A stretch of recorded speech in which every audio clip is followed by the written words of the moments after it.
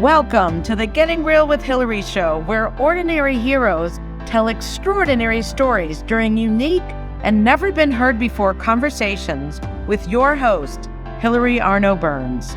Hilary's unique listening and way of asking questions results in conversations that aren't usually talked about, so you can create the life that you really want but are afraid you can't really have. We are demonstrating the greatness in the human spirit and creating a world where we all reclaim our birthright of joy, happiness, purpose, and passion. Now, here's your host, Hilary Arno Burns. Welcome to the Getting Real with Hilary show, and today we have a very special guest. His name is Dave Knapp, and he is the host of the On the Pen podcast, which you will hear all about. He's also an author of this book, Decoding GLP-1, but his main emphasis is going to be on his podcast and the information that he shares. So welcome, Dave. Hello. Thank you, Hilary. Thanks for having me today. So how many podcast episodes have you done? My own podcasts, hundreds at this point. Hundreds. Yeah, we for 2 years we did a live show every single night on Thursday, which got uploaded to the podcast. We just ended that for the summer.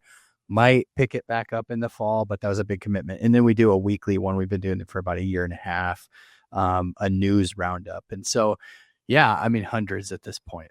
Wow. Lots of StreamYard.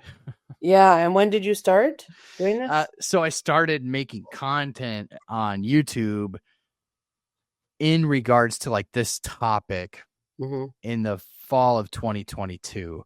And so it evolved quickly into something that I didn't maybe started out intending it to be, but we've been making content for that long. Okay. So I did read the book, but I want you to tell, well, what were you doing before all this happened? Selling traffic signals, right? Naturally. I spent the last 10 years of my life. Lights? Yeah, like stoplights. Green. Wow. Red, yellow, green. So I worked for a company that manufactured portable traffic signals, so like solar powered solar traffic lights for construction zones. And I did that marketing and sales for about 10 years. Wow. So your story was, I guess you had a propensity to gain weight. That's how you were doing just the cheeseburgers for a while or something. so you pretty much got it right. From a pretty young age, I mean, like high school. Young is all relative term. Yeah. But as a young adult, I really struggled with my weight. You know, going back to my early childhood, I had a little tummy, right? But just enough to really notice that I was different than my peers. And my buddies would have their shirts off; they'd have like abs, and you could see their ribs, and I just had a little bit of chunk on me. And so I recognized in myself that I was a little bit different. I honestly, in my immediate family, with my siblings, I have 3 siblings. I had 2 parents.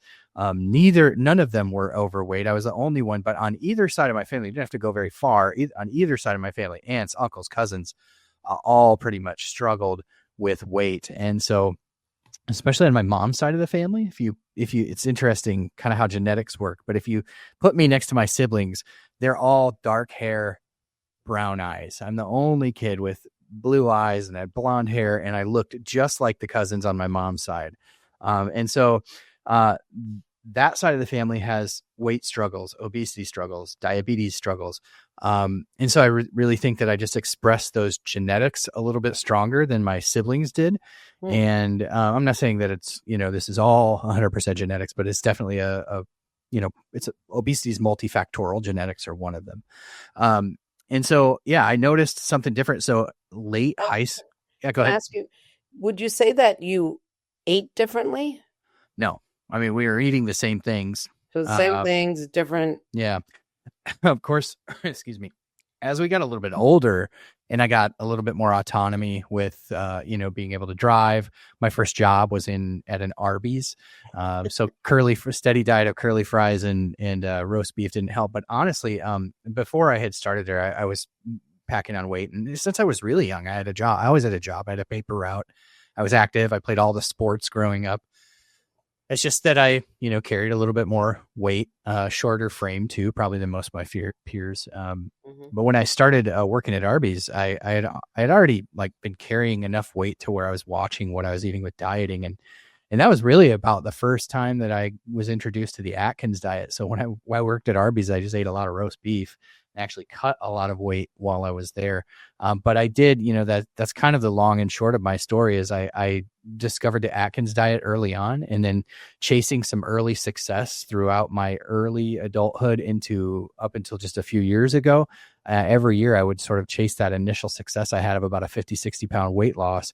And I would be able to lose 20 or 25 before I just crash and burn on that kind of restriction. That it's just ketogenic diets, works for a lot of people, but for most people that try it, and most people that try dieting in general, extreme restriction, will find themselves crashing and burning and gaining more weight on the upside. And that was the cycle of my life from about 17 years old to about 36, 37. So do you think, I remember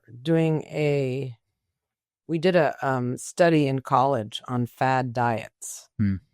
And I'll tell you, it messed me up. We tried them, and you'd be restricted at the end, you'd gain it back plus, and then that you just kept going. Do you know what I mean? And it just, and I remember our thesis or whatever. I don't know how big of a paper we wrote, but it was like, they don't work. They don't work. One of my friends, she ate one of those chicken dinner, for a family of 5. Do you know what I mean? I guess it was allowed on the Atkins or whatever, but then she went off it. So it's, I'm like, oh my God, not only did you just, so it really messed us up. I mean, well, I think especially the low carb diet has something about it that can uniquely screw you up, because with the Atkins diet or a ketogenic diet in general, I mean, for the longest time, sort of the prevailing wisdom was, well, you don't have to watch your calories. It doesn't matter. You won't eat enough calories for it to matter, because you'll be so full from the protein and the fat that you won't need to watch your calories. And honestly, what I think it did for me, and I was just on a different podcast yesterday talking about this, and the guy had kind of the same theory or had come up with a theory. And I was like, I think that's me, but that you are on it so often that you forget that, caloric restriction is actually, at the end of the day, that's energy. So if you could restrict energy intake, you're probably going to lose weight. It's just finding what that energy threshold is. And that's different for everybody. So, okay. So if we track your weight gain, it was the going down and then going up a little higher. And then each time it got a little higher. Yeah. It was kind of this roller coaster of losing 25 pounds and gaining 30 or 35, basically for almost 20 years of my life. And just to kind of go back to what you were saying about that kind of anecdotal study that you guys did in college, there are other studies that have been done on a larger scale that show that diets don't work. Right. They don't work. Oftentimes, especially in cases of extreme restriction, like one of the most interesting studies that they did was they looked at the contestants on The Biggest Loser. Like, we've actually had one of the contestants from The Biggest Loser on our podcast. And what they did was they took a group of the folks from The Biggest Loser and they tracked them for a number of years after The Biggest Loser. And what they found was the extreme restriction and extreme exercise that went along with that basically ruined their metabolism.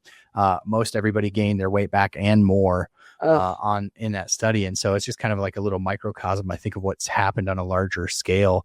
But yeah, I mean, for me, it was a roller coaster every year for about 20 years of losing 25, gaining 30. And so by the time I went into the doctor's office of complaining of like extreme fatigue. I call it narcolepsy level tiredness. I just knew, like I told my wife, I was like, there's something incredibly wrong with me. I have cancer or I don't know what it is, but I'm extremely not well.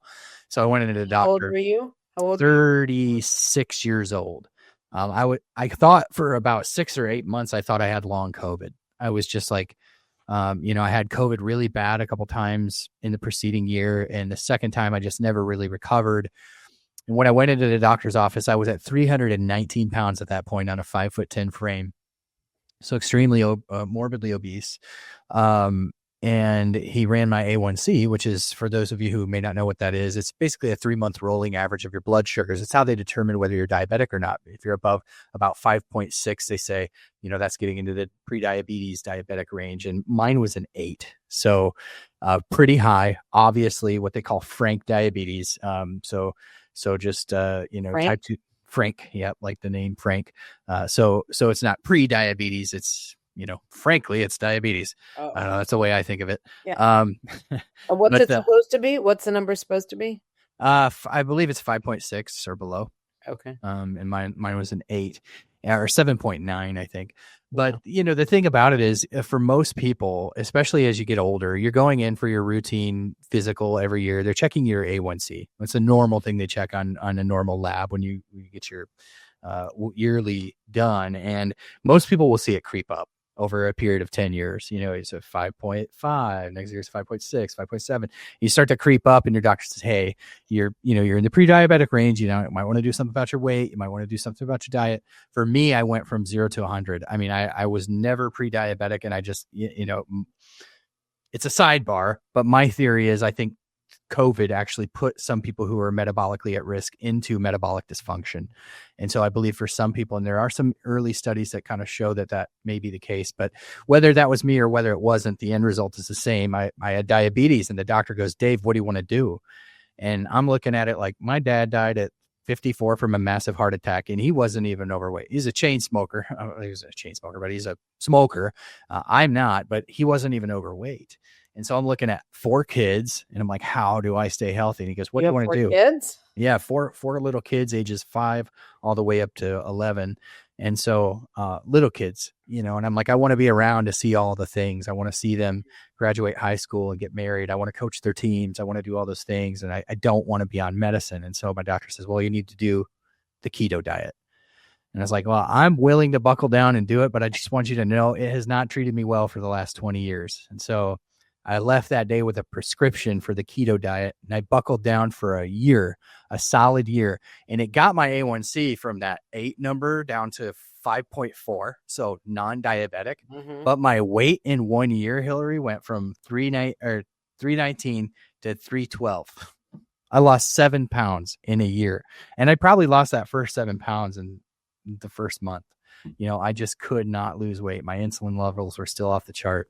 And then at that point, he was like, well, you're either a candidate for surgery or medicine, and sort of the rest is history. So you were 36. 36. Yeah.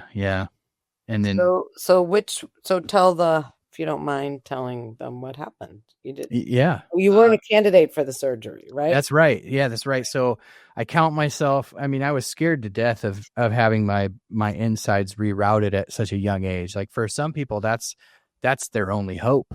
For me, I felt like there has to be a better answer at this age, but I was willing to do anything my doctor said, because at that point, I want to be alive for my kids. If you think it's going to be something that's going to make me live longer for my kids, I'll listen. I'll do what you need me to do. And so I looked into the insurance, and thankfully I didn't have coverage for bariatric surgery. But since I was diabetic, he said, you're going to qualify to get these expensive new medications. But what these medications are, and this is his words, he said, they're accomplishing hormonally what gets accomplished through bariatric surgery. In other words, most people think that bariatric surgery works because you just stop eating because you have a smaller stomach, or because you're not absorbing as much, because they reroute how everything works. They reroute your plumbing. He said, but actually what happens is there's a restoration of these hormones, and they're learning more about these hormones, but they're called nutrient stimulated hormones. They're hormones your gut releases in response to eating food. And they're all sorts of screwed up in especially type 2 diabetics, right? To not get too into the science, but they have studies that show that the gut bacteria in people who are diabetic is way out of whack. And there's a certain gut bacteria that's orders of magnitude higher than it is in people who are not diabetic. And its byproduct is called DPP4, and DPP4 ruins nutrient stimulated hormones. It's like number one job is to just destroy nutrient stimulated hormones. And those are the hormones that signal to your brain that you're full. So you start to see how this becomes a biological issue at a certain point. And DPP-4, so DPP-4 medications have been around since way before the medicines we're talking about today. DPP-4 inhibitors is what they were called. And they basically were designed to kind of destroy that DPP-4 so that your nutrient stimulated hormones could live long enough to signal to the brain, hey, this person is full. Hey, release. They do a number of things, and we can get into that if you want to, but that's sort of the genesis of how they began to explore this idea of GLP-1 receptor agonist medications. So is that the reason? Well, I see a couple things. If there's a woman I know, and she said, she has food noise. Yeah. And you said in the book, you're eating lunch, you're already thinking about what you're going to have for dinner. Like there's this food noise. Yeah. You never get satiated. Because of this hormonal thing? So that's the idea. I guess I would never go far enough to share I'll just share what my personal experience is, and then I'll share some of the science that's coming out around this whole idea of food noise. So you teed it up perfectly well. I mean, this concept of food noise is this idea that you have thoughts of food that are sort of inescapable. They can't be put on mute. It's just, what am I going to eat? What am I going to eat next? Am I going to have enough? If you go somewhere out to eat with friends, you're going to eat there. Is there going to be enough? Am I going to eat too much? All these things sort of rattle around, and it's a sort of an all-consuming thought. Your mind doesn't focus on any other thing, right? And I experienced that not incessantly, but definitely quite a bit throughout my life, right? And so what is that like? Why do some people have it and some don't? It's a good question. I think everybody experiences cravings to some extent where, hey, I want to try this. I want to try that. And I think it all has to do with genetic predisposition, perhaps. But I think also some of it's, it's multifactorial, right? There could be, behavior is just going to reinforce behavior. It could be genetics. It could be all sorts of things. But when it comes to the concept of food noise, again, I'm sharing my experience and maybe, the experience of others in the OTP community. But there was a study that was done, just data that was just published this last month. And this is really interesting. So what they did was they took a group of people and they actually started doing brain scans of these people before they put them on these medications. And when I talk about these medications, I guess we haven't really got to the point. Yeah. These medications we're talking about are GLP-1 receptor agonists like Ozempic. That's the one that seems to resonate with everybody. They've heard of Ozempic, and they just know people lose a lot of weight when they take it, right? GLP-1s are one of these nutrient-stimulated hormones that we talked about, and perhaps the most prominent, and also the ones that are most susceptible to being destroyed by that DPP-4 that we talked about. So when we talk about metabolic dysfunction, obesity, diabetes, oftentimes people are dysregulated in that hormone. They're either their bodies are not getting it to last long enough to signal to the brain that they're full, et cetera. And so what they found is, it's interesting how they kind of discovered GLP-1 receptor agonists, but they found a way to make peptides and put them in like this fatty molecule that makes it so that DPP-4 can't destroy them. And so it just makes it last longer in your body. So it binds to the receptors in your body the same way that the natural stuff that you make does, but it can't be killed by that gut bacteria byproduct DPP-4. Okay, so DPP-4 is the thing that ruins the hormones. Where does that come from again? It's a byproduct of gut bacteria. So that gut, and this again, studies have been done to show that in people with type 2 diabetes, especially, those gut bacteria that produce DPP-4 are orders of magnitude higher in the guts of people who are diabetic than people who are not. So in other words, you have an exorbitantly high amount of DPP-4 that's destroying what's the word for it? Scientific word is endogenous, but it's just a fancy way of saying the kind your body makes. And that DPP-4 destroys it. So you're not getting the same kind of signaling between your gut and your brain. There's this gut-brain axis. To stop eating. To say stop eating. But even, that's responsible for other things. Besides just satiation, it's responsible for, signaling the beta cells in your pancreas to release insulin efficiently. It's designed to act in your brain to actually slow how quickly your stomach and digestive system processes food. So it slows digestion, signals fullness, signals the beta cells in the pancreas to make insulin. All these things are affecting, multiple metabolic processes beyond just making you eat less. But that's certainly the biggest part that helps to lead to weight loss ultimately. But we're talking about DPP4 and how these GLP-1 receptor agonists have been designed to not be ruined by the DPP4, right? And so they found a way to just basically make a peptide that mimics the hormone that your body makes, but it can't be destroyed by the DPP4. And then it binds to the receptors. So you're getting that signaling sort of restored between your gut and your brain to signal fullness and satiation. And so in the study that we're talking about, they start people who are obese by looking at pictures of highly palatable foods, right? So they're looking at cheeseburgers and they're looking at, pies and cakes and ice cream and all that stuff. And they're watching on brain scans, these areas of the brain light up. Okay. So they can physically see them light up. And then they're introduced to tirzepatide and an older version called liraglutide. The folks on tirzepatide, which is the newest iteration of these drugs, it's called Manjaro and Zepbound are the marketing names for them on the market. Manjaro is what I take. My handle is man on the Manjaro. That's for diabetes. The Zepbound is the same exact thing, just the FDA indication is for obesity, right? But it's all tirzepatide. The folks that were given tirzepatide, this newer drug, they watched those areas on the brain as they were given the drug just stop lighting up, right? So when the brain once responded in a certain way to highly palatable foods or being presented with highly palatable foods, it is as if the tirzepatide just sort of shut down those parts of the brain that were inclined to be excitable towards them.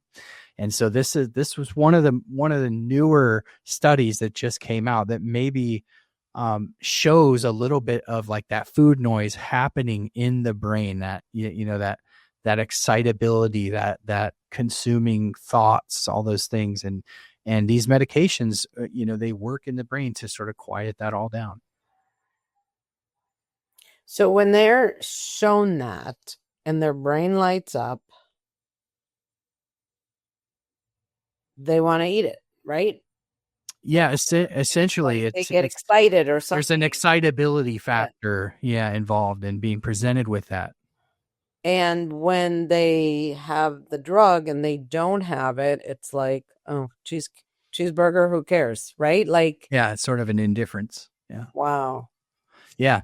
And the interesting thing, Hilary, is they're already doing studies because scientists and researchers can already see the potential value in treating a broader addiction with this. So imagine you replace the images of food with images of gambling or smoking or drinking.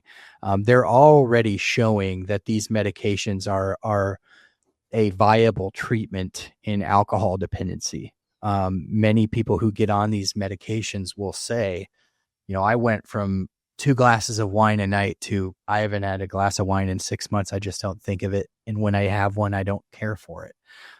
There's studies that are showing that these medications can actually change your taste buds.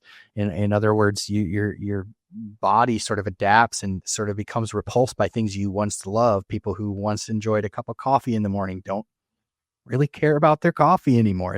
It's pretty wild, the implications of this. And of course that does, to be fair, raise a lot of questions about the long-term use of these. If something that was once giving you some sort of pleasure or reward or, excitement, and all of a sudden you remove that, how does that affect somebody mentally long-term? And so I think these are all things that need to be looked at. Some people will say, well, that's the danger of using medications that are brand new. And that is something that I like to remind people that at least the GLP-1s are not brand new. The first GLP-1 to hit the market is now 20 years old. So these, time flies, right? But But Byetta, you can look it up. Byetta, the active ingredient is exenatide. And you notice they all end with tide because they're peptides. Exenatide has a unique story if you want to hear it. The first one to hit the market, there was this doctor. His name was Dr. Eng, E-N-G, and he was looking at different lizard venoms and what peptides existed in lizard venom. And one of the properties that existed in a venom of the Gila monster actually was like a pretty close match to our endogenous GLP-1 hormone. And so this peptide that they extracted from the Gila monster venom was called exenatide or exendin 4. And then they reproduced that in a lab, that peptide, and that was exenatide. And that's actually the first GLP-1 medication was built upon the structure of a venomous lizard. Wow. Isn't that Well, wild? so okay, I have a question. I don't know how it fits in, but if people are, having their alcohol or having this or having that, and it's having them not want it. Like, to me, and you could say wrong topic, but like when I was numbing myself, that's, my book subtitle about numbing, I was not feeling my feelings. And so I was, by Friday night, nothing had changed. Give me the nachos and margaritas or the pizza and, whatever. Mm-hmm. That was my numbing technique. If they were numbing and now they have that drug, and now does it mean they're not numbing or they don't have the emotion or what? Like, do not It's know. a really great question. And I don't have a scientific answer for that, but I'll just share anecdotally from the community. One of the largest topics of conversation within the GLP-1 community is this topic of transfer addiction. And the idea is that you had one thing that, was sort of your vice or your outlet or your addiction, and it goes away, it's gonna go somewhere. And there's a lot of people who actually live in this community who go, yeah, mine went from food to content creation. Now I just make a bunch of TikToks and that's what I do. And I'm obsessed about it and it occupies my mind and it's my release. For other people, it can be more serious. Other people do, fall into other traps. Of course, they're not out on TikTok talking about what those traps are, but you can imagine what they may be. It may be an uptick in the amount of alcohol that is consumed, because all of a sudden you're not getting it from food. And even though you may physically feel like you don't want the alcohol, eventually, if you just slam it down, you're going to feel the effects of being drunk, just like you would without a medication. And perhaps that becomes a vice for people. Gambling, a sex addiction, all of these things can be, transfer addictions. I think it's something that I'm certainly not credentialed to talk about, but when you talk about mental health and addiction behaviors and stuff like that, it's definitely a topic that's widely discussed in those arenas. And I think it probably bleeds over into this as well. Yeah. I had someone on, they were talking about trauma and, is it dysfunction? Is that dysregulated? Mm-hmm. And for people who had never been regulated, like they came from a home where they weren't safe and they were always on guard and they, they never had that good feeling.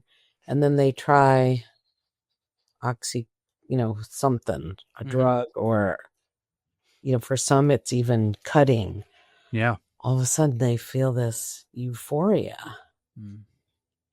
Now, who's going to want to not have that when their life has been, never safe, always on guard? You know what I mean? Like, yeah.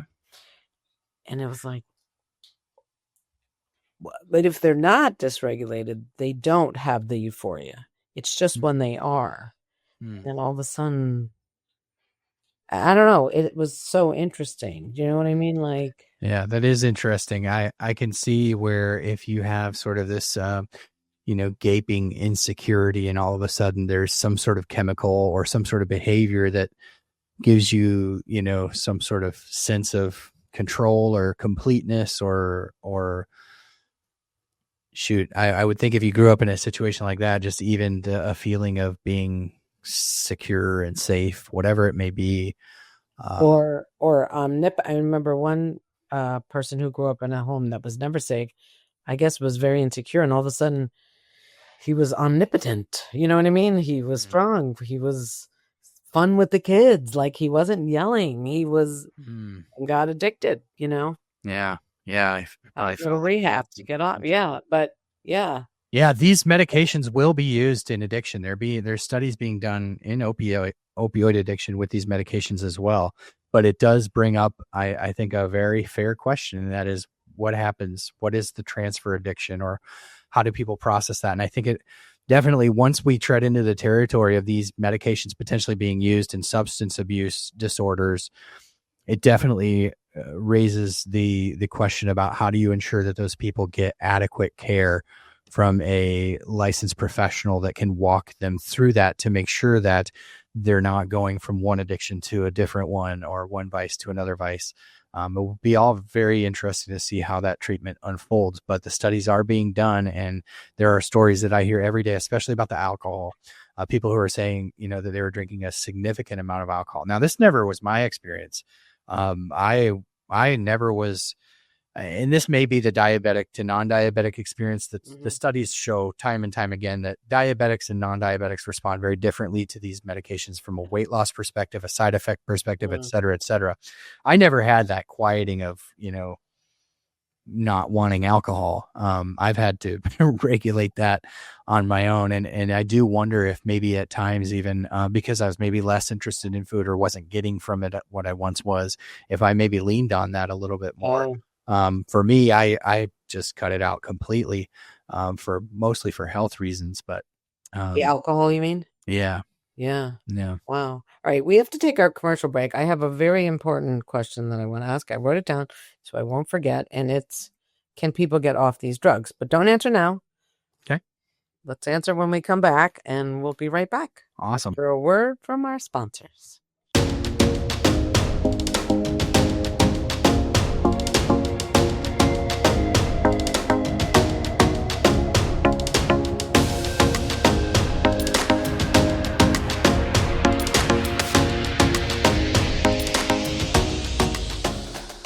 Has social-emotional learning become just one more thing on your teachers' plates? Do teachers and students both find it boring and ineffective? Then bring Kikori to your school. Kikori transforms classrooms through experiential SEL activities that help students play, reflect, connect, and grow. Even better, students say it's more fun than recess. Schedule a no-obligation conversation at kikoriapp.com/bringkikori. Kikori. Hey, it's Hilary from the Getting Real with Hilary show. Life can be messy, raw, and real. And sometimes we're afraid to feel vulnerable. We're afraid to be that real self. Well, that's exactly what the Getting Real with Hilary show and Getting Real movement is all about. Being our true selves. Every week, I bring you stories of transformation, authenticity, and hope. People getting real with their struggles, their faith, and their breakthroughs. So don't miss a thing. Subscribe to my weekly newsletter today. You'll get stories, links to everything new, and how to create a life you love every week directly to your inbox. You can also find my books on Amazon. My courageous and riveting memoir, The Second Piece of French Toast, in case you feel stuck in your life and want to get inspired. How I came out about my no sex life in my marriage, in my second book, Real Talk. That one will get you speaking up in ways you've been too afraid to do so, and really creating amazing freedom. And my third book, How to Stop Fixing Yourself and Start Having Fun, the name is called Your Bullshit is Your Blessing. Find links to everything and subscribe to my YouTube channel, Getting Real with Hilary, and you'll find the links in the header. So, visit, and you can also visit gettingrealwithhilary.com, because the real you is worth it and wants to come out.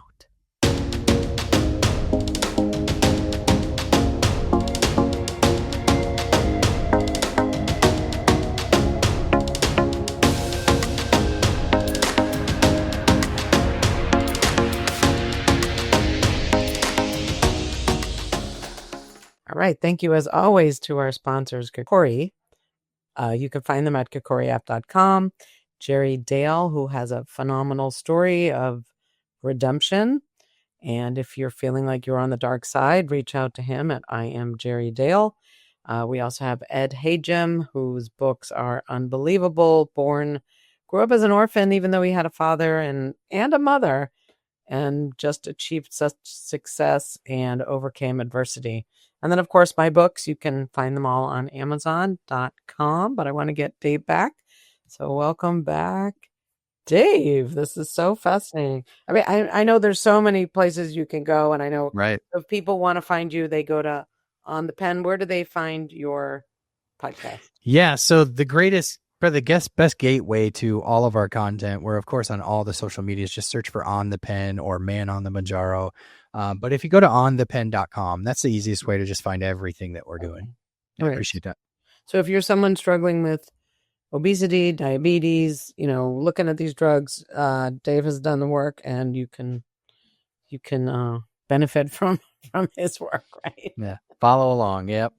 Yeah. We cover a lot. I mean, you might wonder like how I have all this stuff in my head. We've read thousands of articles at this point, probably thousands of articles and videos on all of these topics. And so, it's all almost kind of like second nature for me to talk about it. That's why it's so easy to go off on a rabbit trail about any number of one of these topics. Right. All right. Well, let's go back to you. You obviously you couldn't get the bariatric surgery, so you went on the Manjaro. Yep. On Manjaro. Okay, Manjaro. And then did you start losing weight? I did. Yeah, I did. And so if you remember back to 3 years ago when it feels like 3 years ago in this conversation when we were talking about, getting on the medicine and how I only lost 7 pounds after a year of keto. By that time, I was like, I'm done with the diets. I'm done with things that don't work. And so I just was like, I hope this medicine works because it feels like my only hope. I'm so fatigued of dieting. And that may sound defeatist, I don't know, to some people, but it's just honest. It's just how I felt at the time. And honestly, even almost 3 years later, it's kind of how I feel now too. So my journey with the weight loss. When you said, you were so fatigued and then you went on, you did the keto for a year and you were no longer diabetic, but you hadn't lost weight. Were you still so tired then? I wasn't. The eating keto, that's kind of the double-edged sword. Is like, I do feel really good when I don't eat carbohydrates as a diabetic. If I want to feel good, I know I just don't eat carbohydrates. That's kind of the double-edged sword. Is now that I'm diabetic, it's very hard to eat carbs and feel good, right? Because you get these major swings in blood sugars and what I have learned about myself is I don't feel bad when my sugars are way up here. It's when they start to come down. So I don't know if it's the actual insulin production of the body or just that feeling of the crash of the sugars, but that's what kind of gets me in trouble in terms of how I feel. But when I started Manjaro, it was right at the height of they were pretty much giving it away when it first came out because people knew what Ozempic was and they knew if we're ever going to get it out there that we're better than Ozempic, and based on the clinical trials, it's quite a bit better than Ozempic for weight loss. They just started handing out these savings cards or these coupons that basically were from the manufacturer that allowed anybody who had a prescription to get it for $25. It's a $1,100 drug a month. And this was allowing people to get it for $25. So as you can for the whole month, $25. Yeah. And you didn't have to have diabetes diagnosis. My doctor could just prescribe it. You could get it for $25, which meant that it was very hard to find. And so if you follow the clinical trials, people lose weight all the way up and then they get to the highest dose of 15 milligrams. And that's sort of where they see the most weight loss. I had titrated up, like I skipped 2 or 3 of the doses because they weren't available, but I wasn't having side effects. So my doctor just moved me to the next higher one. And so I got to the highest dose like a lot quicker than most people would have. And I leveled out on the weight loss pretty quick. So I got down to at my lowest, which was about 5 or 6 months after I started Manjaro, I got down from that 312 to 277. And for the rest of the time, all the way up until today, I've just gone kind of up and down, up all the way, maybe back up to 295, then back down. Like, so right now, as I'm sitting here right now, I'm at 280. So I'm 32 pounds lighter than when I started Manjaro. And I'm about 40 pounds down, just under 40 pounds down from my highest weight when I was diagnosed with type 2 diabetes. So about 12% of my body weight ish from my highest weight, which with Manjaro, type 2 diabetics, that's about average for what type 2 diabetics lose. It's right in there, the range. But for non-diabetics, I said that, the drugs are experienced very differently between the two populations of patients. For non-diabetics, they'll usually get up to like 20 to 22, 23% weight loss. And so, of course, the outliers go much higher, 30%, 35%. So around 280 is what I weigh today. And so you just stop losing, and then what happens? Do you stay on the drug? Yeah, I stay on the drug because I'm diabetic. So it's got my A1Cs normal, so I don't have to be crazy with carbohydrate restriction to have my body behave normally. The medicine helps my body to behave normally. A lot of people think that these medications are insulin. I think we're sort of getting past that idea, but a lot of people thought these were just insulin. They're not. They actually, they are a hormone mimicking peptide that mimics your GLP-1 and GIP hormones, which stimulate your own pancreas to make your own insulin. So you don't need insulin? No, I've never taken insulin. So your body makes it, and it's because of this drug. Mm-hmm. Yeah. That mimics the peptide. Okay. Yep. Now, is it safe to stay on it? I guess if it's a peptide, right? Yeah, I mean, so like I was saying earlier, it's a peptide wrapped in a fat molecule that mimics it. So structurally, if you think about it like a lock and key, the lock is on your cells, and that's the receptor, right? Okay. And then the hormone or the peptide comes around and it just locks together, right? So the hormone does this, but the peptide also does this. The difference is the natural occurring hormones dissolve or get broken down by that DPP4 after 2 or 3 minutes, where these peptides, because they're wrapped in that fat molecule, will stick around for up to a week. And so they have a week-long half-life rather than minutes. And so they're orders of magnitude higher in their ability to bind to those receptors. And then you get all the cascading benefits like the satiation, like the slowing of digestion, like the secretion of insulin. So there's no way to get rid of the DPP4. So there are DPP4 inhibitors. I would love for more studies to be done about how to get the gut microbiome in shape, right? Because I think if we could actually get to the root cause of why are these gut bacteria so much higher in the guts of type 2 diabetics, then we could actually come to some more natural resolution. And it's interesting because the world of obesity medicine is like merging. So you have like a lot of people go, well, these medications are going to get rid of bariatric surgery. And actually what's happening is the science that they're learning from the medication is blending with the science that they know from surgery. And the two are kind of meeting in the middle. There's actually a company where I've interviewed the CEO a couple times, and what they're like, we want to get to the root cause. Why is there all this dysfunction? And one of the things that they've learned is that there's this little part of your body that lives between your stomach and your digestive tract, and it's called the duodenum. And the duodenum senses the nutrients as it passes through your stomach and into your intestines. There's cells on the surface of that duodenum that go, we've got fat, we've got sugar, we've got whatever, and it stimulates the release of some of these hormones. Well, what Fractal discovered, Fractal is the name of the company, Fractal Health, what they discovered is that if they go in and sort of do an ablation, almost like a face peel that people get, they can do that same kind of thing to the surface of your duodenum, and within a couple of days all of the cells on the surface of your duodenum regenerate. And when they do that, all of a sudden these gut hormones are restored. The endogenous gut hormones are restored. So they find that they can basically something in our diet is screwing with the cells of the duodenum, right?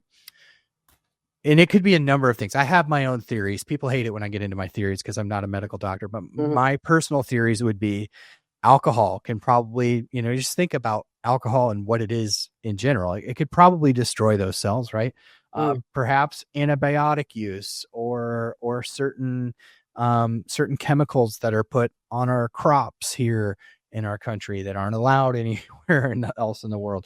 I think I don't think it's one thing that there's one culprit, but there are a lot of things that are contributing to sort of this breakdown of the gut microbiome that are causing the disease of obesity to be exacerbated and presented in people who are genetically predisposed. And the same could be said for diabetes. So I had a guy on, I don't know, I actually did his program, and he reverses type 2 diabetes. And I don't know, it would be so interesting for you to talk to him. Do you know what I mean? Yeah. I don't know how, he didn't mention any of these drugs, and his program is, he doesn't take everyone. It's strict. I mean, I did it not for the diabetes, but because I have a lot of cancer in my family and dementia. And I was like, you know what, if I can clean myself up, you get the tests and all that. And he does it in a different way. Diet. I mean, I cut out, let's see, caffeine, alcohol, sugar, all grains,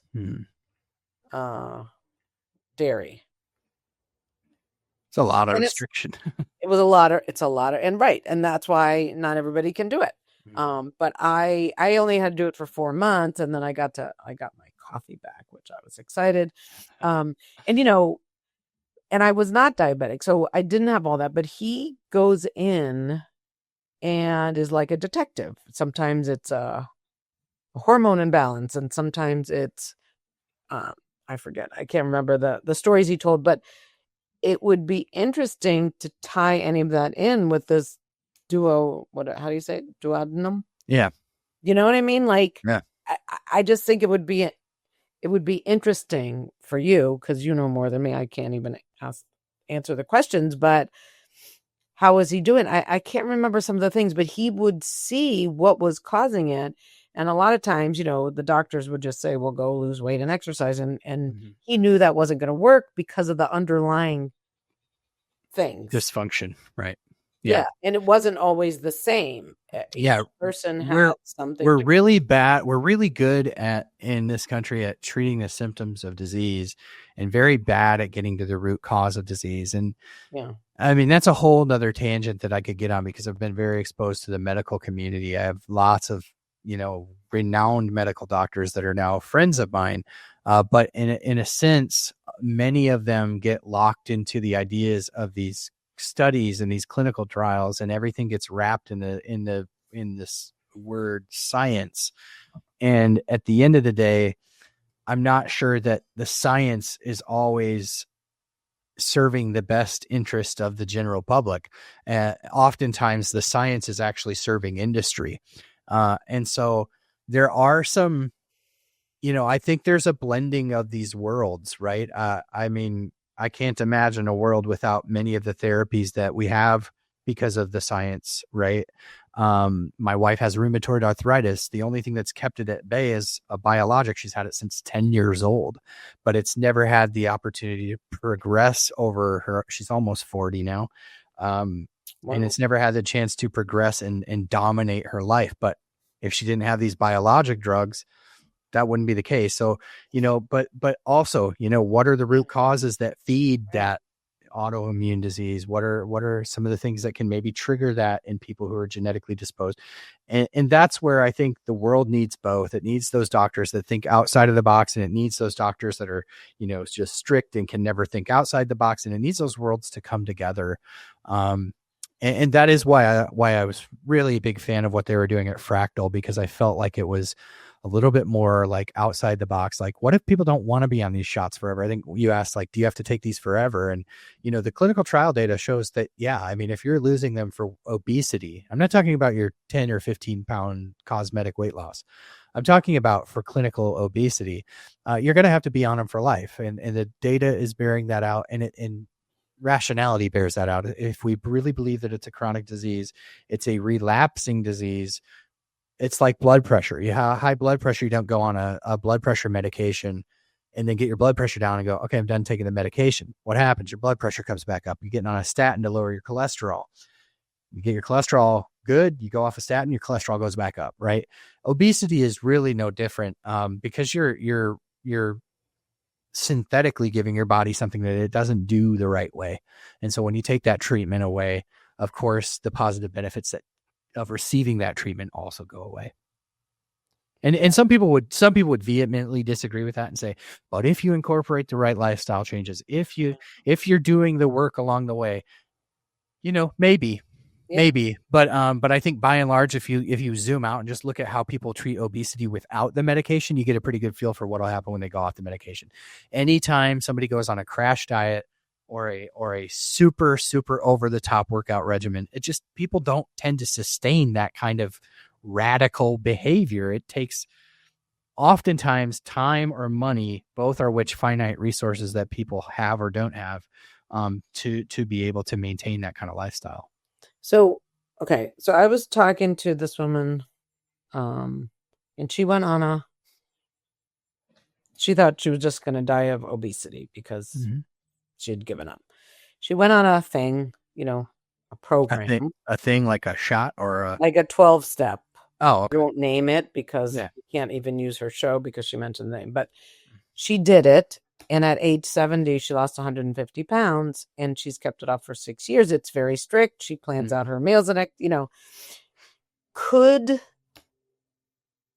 let's say someone, they have the DPP4, they got the food noise, all that stuff or all that other stuff.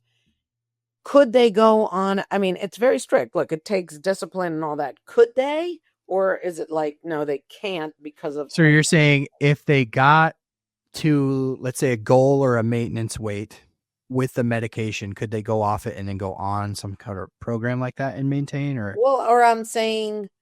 Or instead of the medication. Say instead or... Perhaps. But I think the deal is that this lady is probably the exception to the rule. It sounds like she has a whole livelihood built around this now.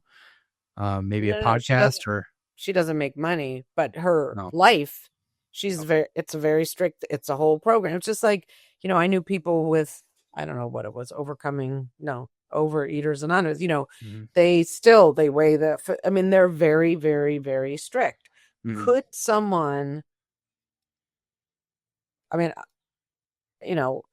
don't know if it's underlying mental stuff, emotional stuff, or would the physicality of the obesity because of these...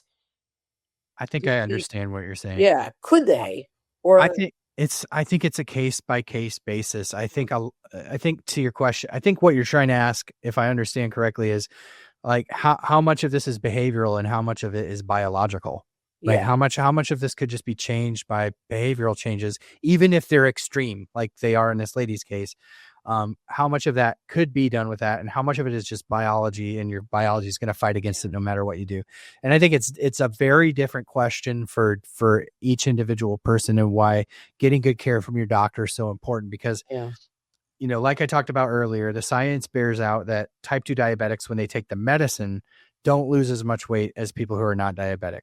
Right. And what that is, I think, indicative of is not that diabetic people are lazier than non-diabetic people and just don't do as well. I think there's metabolic dysfunction that's being addressed with the medication that's not having to be addressed in the people with obesity, right? There's the high insulin levels. There's the pancreatic dysfunction. There's, a number of things. Maybe even like a lot of times fatty liver and vitamin D deficiencies go hand in hand with type 2 diabetes. Depends. I hate to interrupt this because it's so interesting, but we have a minute and a half to wrap up. Oh, okay. So I told you it's easy to talk about this. It is. And so find him on thepen.com. But what would you like to say in closing? What do you want to leave people with? I mean, obviously they can go to your site. They can listen to you. So much information. Yeah. I think what I would leave people with is that There's going to be some people for sure in your audience who hear this and have a very strong opinion against what I say, but then, I'm not going to change your mind. But to the person out there who's living in a larger body, who's done everything, who knows that your struggle isn't because you're lazy. It's not because you lack willpower. In fact, you may have a superhuman willpower because you've lived your whole life fighting against something that you've never been able to conquer. And you continue to fight even though you continue to quote unquote fail. There is hope out there. There are treatments. Science has evolved to treat this as the condition that it is. You're not alone, and there's hope. Thank you. Thank you for the opportunity to share today. I really appreciate it. Yeah, thank you for doing this. I mean, obviously you have a propensity to understand all this, which I think helps. I don't know that I could, but obviously it's a passion for you and a purpose, and the world needs you. So thank you. Thank you. Thank you, Hilary. Thank you for being you. Thank you. Appreciate it. All right. Bye, everyone. Don't forget onthepen.com. Very easy to spell. See you later. Thank you for watching this episode. I started getting real with Hilary when I discovered that I was a people-pleasing, pleasant phony and wanted to be more of my real self.